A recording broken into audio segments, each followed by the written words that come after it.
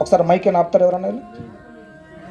ఆటోమేటిక్గా టైం సంబంధించి మీ దేశంలో ఎంతమంది దేశభక్తులు ఉన్నారని ఇందిరాగాంధీని అడిగితే మా దేశంలో ఒక 5 నుంచి 10 లక్షల మంది ఉంటారు అంటే అంతేనంట. అవును సార్, ఆర్ఎస్ఎస్ వాళ్ళు అంతమంది ఉన్నారు, వాళ్ళే దేశభక్తులు అని చెప్పింది ఇందిరాగాంధీ.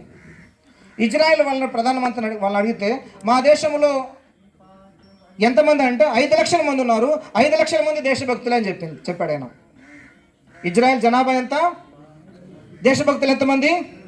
భారతదేశ జనాభా ఎంత? 30, 40, 50 ఉంటుంది ఇందిరాగాంధీ నాటికి. ఎంతమంది దేశభక్తులు ఉన్నారు? ఇది సరిపోదు. ఈ దేశంలో ఉండేటువంటి ప్రతి వ్యక్తి దేశం గురించి ఆలోచించాలా. మాతా భూమి పుత్రోహం పృథివ్యాః, ఈ భూమి నాకు తల్లి, మనందరం ఈ తల్లి సంతానం. కాశ్మీర్ నుంచి కన్యాకుమారి వరకు, గుజరాత్ నుంచి అరుణాచల్ ప్రదేశ్, అస్సాం వరకు కూడా మనందరం ఒకే తల్లి భారతమాత సంతానం. మనలో ప్రవహించిన ఆ తల్లి యొక్క రక్తం. మనందరం ఒకే తల్లి బిడ్డలుగా ఉంటూ ఈ దేశం గురించి, ఈ భూమాత గురించి, ఈ సమాజం గురించి ఆలోచించాలని ఒక జాతీయ స్పృహ కలగాల. అది ఆర్ఎస్ఎస్ చేసే ప్రధానమైన పని. దీని దేశభక్తి అంటాం మనం. కానీ మనకు కావాల్సిన దేశభక్తి 1 గంట 2 గంటలు కాదు. ఎన్ని రోజులు కావాలి? అకేషనల్ దేశభక్తి కాదు, సందర్భం వస్తే దేశభక్తి కాదు. స్వతహాగా నాలో ఉన్న భావాన్ని దేశభక్తి వైపు ప్రేరేపించేటువంటి ఆలోచన, ప్రవర్తన రావాలి. దీనికోసం ఆర్ఎస్ఎస్ పనిచేస్తుంది. గడిచిన 100 సంవత్సరాల నుంచి ఇదే పని ఆర్ఎస్ఎస్ చేస్తుంది, వేరే పని లేదు ఆర్ఎస్ఎస్కి. ఈ దేశ ప్రజల్లో క్రైస్తవులున్నా, ముస్లింలున్నా, హిందువులున్నా, సిక్కులున్నా, బౌద్ధులున్నా, జైన్లున్నా, జొరాస్ట్రీలున్నా, యూదులున్నా, ఎవరు ఉన్నప్పటికీ వాళ్ళందరూ ఈ దేశం పట్ల ప్రేమని, భక్తిని, గౌరవాన్ని కలగజేసే ప్రక్రియ లేకపోతే ఈ దేశం మనుగడ సాగించలేదు. అమెరికాలోకి వెళ్ళి మనం ట్రంప్ను తిట్టామంటే మనకేం గతి పడుతుంది? చైనాకి వెళ్ళి ఆ దేశ అధ్యక్షుడు జిన్పింగ్ తిప్పితే ఏమైంది? పాకిస్తాన్ ప్రధానమంత్రిని లాహోర్ సెంటర్లో గట్టి మైక్ పెట్టుకు తిడితే ఏమైంది? ఏం చేస్తారు? ముక్కలు చేసి పార్సల్ చేస్తారు భారతదేశానికి.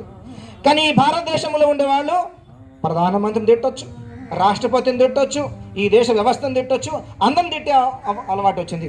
ఇది ఈ దేశంలో ఉన్న ఒక దురలవాట్లేదు. ఇది మారాలా వద్దా? ఇది మారాల్సిన అవసరం ఉంది. మారాలంటే దేశ ప్రజలందరూ దేశభక్తియుతమైనటువంటి వ్యక్తులుగా అవ్వాలి. ఇది మొట్టమొదటి పని. అనేక సందర్భాల్లో బ్రిటన్ ప్రభుత్వము అద్భుతమైనటువంటి విజయం సాధించింది. బ్రిటిష్ వాళ్ళు ఎందుకు యావత్ ప్రపంచాన్ని గెలవగలిగారంటే మనం చెప్తాం, రవి అస్తమించని బ్రిటిష్ సామ్రాజ్యం అని చాలా చోట్ల వినున్నాం మనం. ఎందుకంటే ఎక్కడ సూర్యోదయమైనా, ఎక్కడ సూర్యాస్తమైనా ఆ దేశంలో వాళ్ళ పరిపాలన ఉండేది, వాళ్ళ జెండా ఉండేది.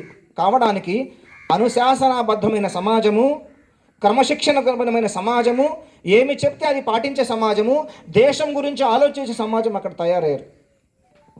నెపోలియన్ గురించి మనందరం విన్నాం.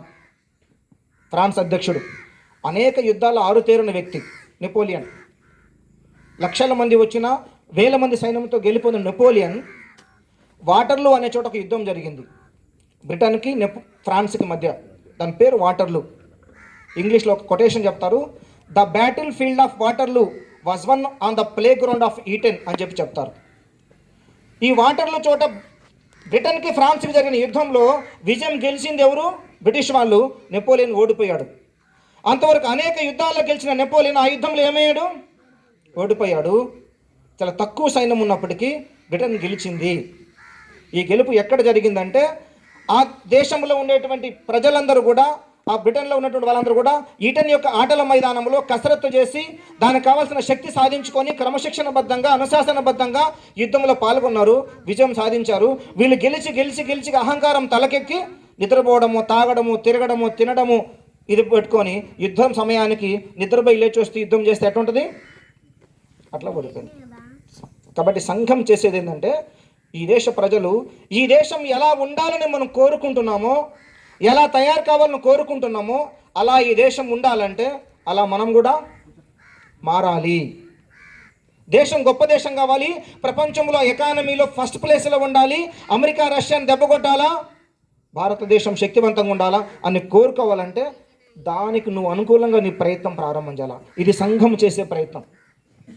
ప్రపంచంలో మన దేశ చరిత్రను చూసినట్టయితే అనేక దేశాలు పుట్టకముందే ఈ దేశం అద్భుతమైనటువంటి ఆహార ధాన్యాలను పండించి ఈరోజు మనం మిల్లెట్స్ పేరుతో, చిరుధాన్యాల పేరుతో పెద్ద పెద్ద మార్కెట్లో ఈరోజు దాని మీద మంచి ప్రాపగెండా జరుగుతుంది. 20 సంవత్సరాల క్రితం మన పెద్దలు ఏం తిన్నారు? ఇదే రాగులు, ఇదే సజ్జలు, ఇదే జొన్నలు, అరికెలు, ఊదలు, కొర్రలు, అంటుకొర్రలు ఇవే తిని బలంగా తయారైనాం.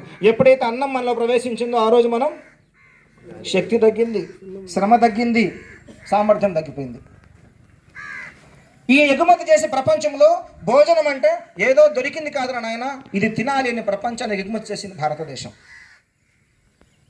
ప్రపంచంలో ఉండేవాళ్ళు బట్టలు కట్టుకున్న నాగరికత తెలియకపోతే ఈ దేశంలో ప్రయత్నించినటువంటి మన చేనేత పరిశ్రమ వృద్ధి చెంది బట్టలు నేసి ప్రపంచానికి ఎగుమతి చేసింది భారతదేశం.